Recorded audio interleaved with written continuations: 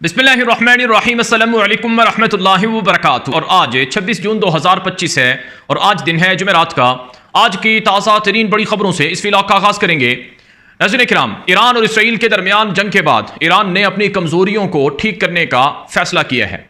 Iran Israel के मुस्तकबिल में हमले का सामना कर सकता है और जैसा कि इसराइली आर्मी चीफ ने और इसराइली वज़ीर आज़म और इसराइल के दीगर हुकाम ने कहा है कि अगर ईरान ने दोबारा इसराइल के लिए कोई ख़तरा बनने की कोशिश की तो ईरान को सबक मिलेगा और ईरान का न्यूक्लियर प्रोग्राम अगर दोबारा शुरू हुआ तो अमेरिका ने कहा कि हम उसे तबाह भी करेंगे और ईरान को बड़ा सबक सिखाएंगे। तो ईरान ने 12 दिन की इसराइल के साथ जंग में जो गलतियां की और जो नुकसानात उठाए उनकी तलाफ़ी और उन गलतियों को दूर करने का फैसला किया है ताकि अगर मुस्तक़बिल करीब में कोई बड़ी जंग लड़नी पड़े तो उसकी तैयारी पहले से हो। इस सिलसिले में आज की बड़ी खबर आई है कि अमेरिका इसराइल अब ईरान से पंगा लेने की कोशिश मत करना, क्योंकि ईरान ने चीन से ताकतवर लड़ाका जंगी जहाज़ मांग लिए हैं। आज की बड़ी ब्रेकिंग न्यूज़ आपके सामने रख रहा हूं कि ईरानी वज़ीर दिफा जंग ख़त्म होने के अगले रोज़ हंगामी दौरे पर चाइना पहुंच चुके हैं।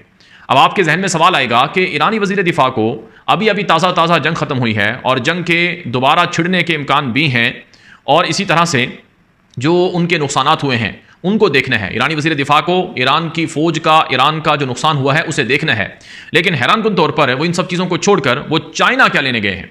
तो खबर मैं आपके सामने रख रहा हूँ, ये अंदर की खबर है, बहुत बड़ी खबर है कि ना सिर्फ ईरान ने चीन से जंगी जहाज़ मांगे हैं, बल्कि ईरान ने चीन से ताकतवर मिसाइल जो इसराइली जहाज़ों को गिरा सकें, जो अमरीकी जहाज़ों का मुकाबला कर सकें और जो ईरान की एयर स्पेस को मुकम्मल तौर पर महफूज बना सकें, ऐसी टेक्नोलॉजी चाइना से ईरान ने खरीदने का फैसला किया है।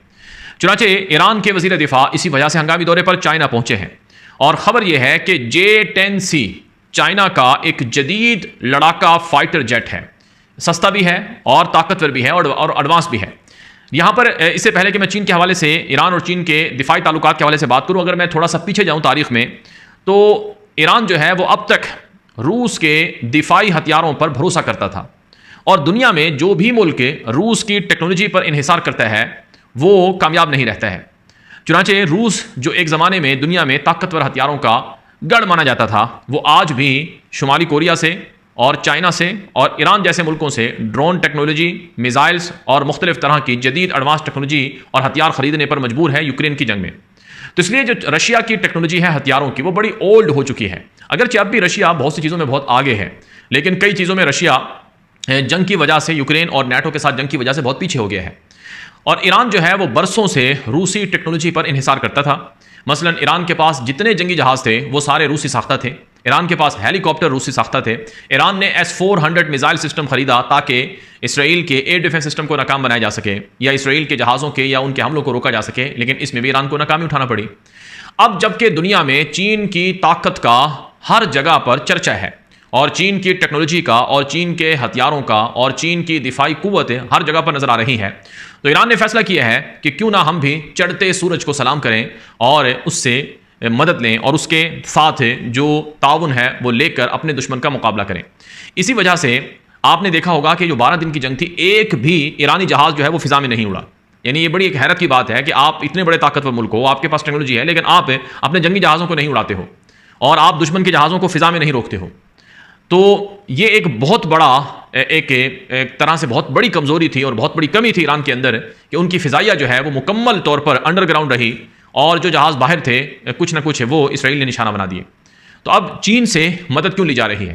ताकि मुस्तक़बिल में अमेरिका और इसराइल का ख़तरा जब भी ईरान के सर पर आए तो ईरान पर हमला करने से पहले अमेरिका और इसराइल 1000 बार सोचें। इस सिलसिले में खबर यह है कि J-10C एक जदीद किस्म का लड़ाका स्टेल्थ फाइटर जेट है जो अगरचे F-35 के मुकाबले में बहुत सी चीज़ों में पीछे बताया जाता है, लेकिन जो J-10C है ये कीमत में भी एक $80 मिलियन का या $100 मिलियन का जहाज़ है F-35 और उसके मुकाबले में 30 से 40 मिलियन का J-10C जहाज़ है। यानी अगर एक F-35 जहाज़ ख़रीदा जाए उसके मुकाबले में आपको 3 जहाज़ मिल जाएंगे चीन के J-10C। और फिर अमेरिका F-35 जहाज़ किसी को देता ही नहीं है, उसने सिर्फ अब तक इसराइल को दिए हैं, सऊदी अरब ने मांगे हैं, UAE ने मांगे हैं, कतर ने मांगे हैं, तुर्की ने मांगे हैं, मुंह मांगी कीमत भी देते हैं, लेकिन वो उनको नहीं देता है। तो अब चीन की जो J-10C टेक्नोलॉजी है उसको ईरान ने अडॉप्ट करने का फैसला किया है और इसी सिलसिले में एक बहुत बड़ी डील और बहुत बड़ा जो माहिदा है, बताया जाता है कि वो ईरानी वज़ीर दिफा के दौरे चीन के दौरान तय पाने वाला है या तय पा रहा है। इसके अलावा एक और मिसाइल है ईरान का, चाइना का मिसाइल है 15 PL के नाम से या 15 PL। ये एक बड़ा ताकतवर मिसाइल है, एयर टू एयर मिसाइल है, यानी अगर इसको जंगी जहाज J-10C से लॉन्च किया जाए तो 200-300 किलोमीटर दुश्मन का जहाज अगर दूर भी हो तो उसे निशाना बना सकता है। मसलन अगर एक जहाज इसराइल का वो इसराइल से उड़ता है और ईरान के अंदर आने की कोशिश करता है तो ईरान की हुदूद से 200-300 किलोमीटर दूर ही उस जहाज़ को फ़िज़ा के अंदर ही तबाह करने की ताकत रखता है ये मिसाइल। ये BVR टेक्नोलॉजी का, यानी बियॉन्ड विजुअल रेंज टेक्नोलॉजी का और जदीद रडार सिस्टम का हामिल ये मिसाइल होता है। और यही नहीं, इसको जो सैटेलाइट टेक्नोलॉजी है या स्पेस टेक्नोलॉजी है वो भी इसके अंदर शामिल होती है, जिसकी वजह से इस मिसाइल को दुश्मन का जहाज़ भी बाईपास नहीं कर सकता है। और चीन आप जानते हैं दुनिया के अंदर अमेरिका जैसे मुल्क को टक्कर दे रहा है और अमेरिका जैसे मुल्क को बहुत पीछे छोड़ चुका है माशी तौर पर और बाकी चीज़ों में। तो चीन अपनी कुव्वत और ताकत को बढ़ाने के लिए इस तरह के मौक़ों को गनीमत जानता है। तो चीन ईरान के साथ वैसे ही करीबी ताल्लुकात रखता है और अगर आप देखें पिछले 5 से 10 सालों में चीन और ईरान के बीच बहुत ज़्यादा कुर्बतें हुई हैं और ईरान के अंदर चीन ने $400 बिलियन से ज़ायद की जो इन्वेस्टमेंट है या सरमायाकारी है वो की है। और आप जानते हैं सबसे ज़्यादा ईरान का जो तेल है या गैस है वो चीन ही ख़रीदता है। और अभी रिसेंटली 2 दिन पहले प्रेसिडेंट ट्रम्प ने ये बात कही थी कि अब चीन जो है वो ईरान से तेल खरीद सकता है, उस पर कोई पाबंदी नहीं होगी, लेकिन हम मशवरा यही देंगे कि हमारे से यानी अमेरिका से भी चीन बहुत ज़्यादा तेल खरीदें। तो इसलिए चीन जो है वो ईरान पर वैसे ही इंहिसार करता है और चीन के लिए ईरान बड़ा अहम है। और मैं आपको एक और बात अंदर की बताने लगा हूँ कि ये जो 12 दिन की जंग हुई है ईरान की इसराइल के साथ, इस जंग में भी चीन का बड़ा किरदार था और ये जंग अकेले ईरान ने नहीं लड़ी है। इस जंग में रूस ने भी मदद की है और रूस से ज़्यादा मदद जो है वो चाइना ने की है। चाइना ने कैसे मदद की है ईरान की कि सैटेलाइट और स्पेस टेक्नोलॉजी की मदद से ईरानी मिसाइलों को दुरुस्त तौर पर इसराइल में लैंड करवाने की मदद फराहम की है। यानी उनकी जो वाइसमैन इंस्टीट्यूट तबाह हुई तल अवीव में और जो वहाँ पर हैफा ऑयल रिफाइनरी तबाह हुई और उनकी वजारत खारजा की बिल्डिंग तबाह हुई या टेक्नोलॉजी हब या सेंटर्स को मिसाइल ईरानी जाकर लगे, तो ये वो सारी चीज़ें थी जो ईरान के पास महदूद पैमाने पर थीं, लेकिन इनकी में मदद जो है वो चाइना की शामिल थी। तो चीन एक बड़ा छुपा रुस्तम है, यानी वो ज़ाहिरन किसी के साथ लड़ता नहीं है। और चीन को आप देखेंगे कि उसकी कोई जंग भी पिछले 3-4 दहाइयों में नहीं होगी। छोटी मोटी झड़प, छोटी मोटी लड़ाई किसी के साथ हो जाए तो अलग है, लेकिन चीन दुनिया की जदीद जंगों में किसी न किसी अंदाज में शामिल रहा है। आप रशिया यूक्रेन की जंग को देख लें, रशिया को 4.5 सालों से मदद या 4 सालों से मदद चाइना फराहम कर रहा है।